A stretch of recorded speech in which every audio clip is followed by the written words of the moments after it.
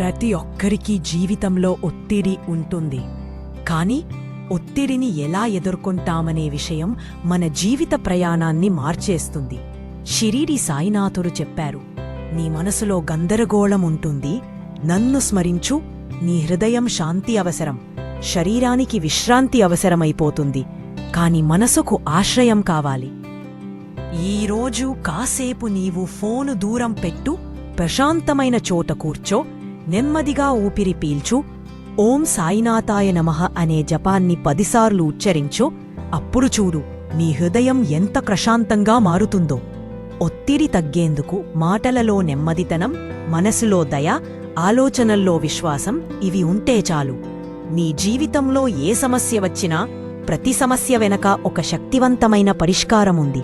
అది నీలోనే ఉంది. అది భయాన్ని విడిచి భగవంతుడిని నమ్మడం ద్వారా బయటకి వస్తుంది. అందుకే ఈరోజు నుండి నీవే నీమవ్వాలి. ఓ సాయి, నీవు ఉన్నావు కాబట్టే మేము నిలబడ్డాం. ఓం సాయిరాం.